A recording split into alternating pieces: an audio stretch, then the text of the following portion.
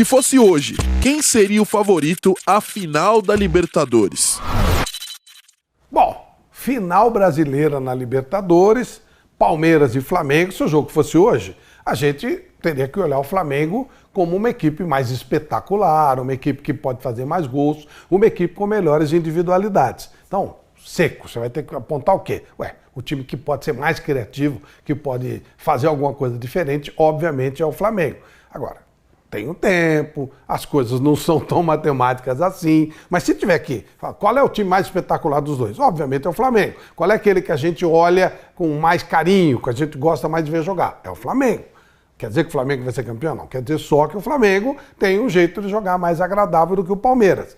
O resto aí depende muito do que vai acontecer num dia, num jogo só, como o Vanderlei Nogueira adora. Eu gostaria... Olha, Flávio, vou dizer uma coisa para você. Se o jogo fosse hoje, decisão da Libertadores, você sabe, só vai acontecer no dia 27 de novembro, portanto tem um tempão. No futebol é uma eternidade.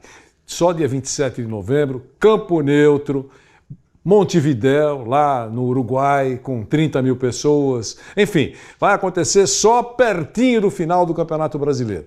Mas se fosse hoje, antes da bola rolar, eu vejo como o Flávio. Melhor time, futebol mais bonito, mais vibrante, mais entusiasmante, o Flamengo.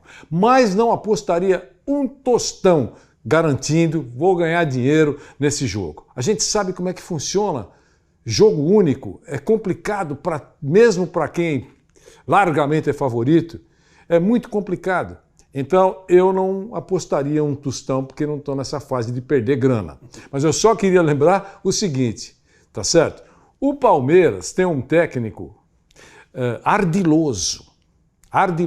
Joga feio ou joga mais feio do que você vê o Flamengo em campo? É verdade, mas está conseguindo resultados extremamente importantes, levando o time dele. E aí tem um detalhe importantíssimo, mesmo que o jogo fosse hoje, viu, Flávio? Eu quero que você fale sobre isso. É a única chance que o Palmeiras tem, friamente, de dar uma voltinha olímpica, de ganhar um título, já que no Campeonato Brasileiro a distância é muito larga do primeiro colocado. E caiu na Copa do Brasil. Bom, com relação a isso, se for falar em termos de treinador, eu acho o Abel superior ao Renato. Acho que o Abel, como estratégia, ele é superior ao Renato, no meu modo de entender. Ele pode criar uma situação de quebrar o adversário, evitar que o adversário jogue, como fez com o Atlético Mineiro em 2 jogos. Porque isso que eu falei do Palmeiras com relação ao Flamengo, eu falaria e falei com relação ao Atlético e o Palmeiras. O Atlético é mais espetacular, o Atlético é mais criativo, tem mais individualidade. O que aconteceu? O Abel Ferreira travou tudo no primeiro e no segundo jogo e se classificou. Então, obviamente, ele pode fazer de novo isso e não creio que o Renato consiga ter recursos táticos para quebrar uma linha fechada do Abel Ferreira. Não acredito. E imagino que o Abel vai fazer isso. Ele vai tentar travar as principais jogadas do Flamengo e jogar no eventual erro. Corre o risco de numa bola parada, numa individualidade do Flamengo perder o jogo? Corre. Mas, sem dúvida, sob esse aspecto, amarrar, pegar, travar o jogo, entendo que o Abel tem mais capacidade de fazer isso do que o Flamengo. Mas veja bem, o Abel não pode ter diminuído a sua importância no trabalho que ele realiza no Palmeiras. Já fez coisas muito legais e os torcedores estão carregando o professor Abel aí nas costas, alegres, com muita razão. Só que o Renato que você citou não é pouca coisa. 50 vitórias na Libertadores. 50 vitórias, é o técnico que mais teve triunfos na sua carreira dentro da Libertadores. O Renato Gaúcho, que para você é menos estrategista, digamos Sim. assim, que o Abel Ferreira.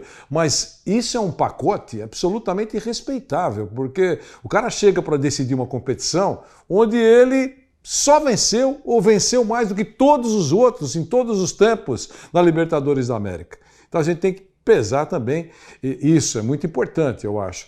De qualquer maneira, a tecla que parece que você concorda, eu também concordo, estamos irmanados nisso, 2 meses para a decisão num jogo só.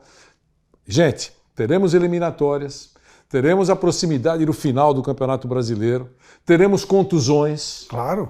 tá certo? Teremos ausências, tem um monte de coisa que pode acontecer. Aqui nós não temos a antevisão do fato, mas um monte de coisa que pode acontecer e que pode pender para um lado a favor ou pender de forma contrária para aquele que chega com mais poder. São os detalhes, né? Por exemplo, bater aqui na madeira que nós queremos todo mundo jogando, todo mundo fazendo o seu trabalho. Mas se o Flamengo pede um Gabigol, um Arrascaeta, né? Se o Palmeiras pede um Dudu, as coisas mudam. Um Gomes, né? Um Gustavo Gomes, as coisas mudam. E 2 meses no Brasil é uma eternidade mesmo, né? Até eu vou me permitir dizer o seguinte, até mudar algum técnico não é impossível.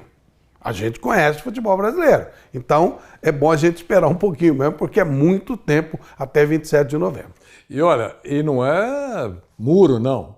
O Dudu, que todo mundo sabe da qualidade do Dudu, não está lá essas coisas, embora tenha sido muito importante para o Palmeiras. É muito provável que o Dudu, dentro de 2 meses, esteja muito melhor do que ele está hoje. Sim.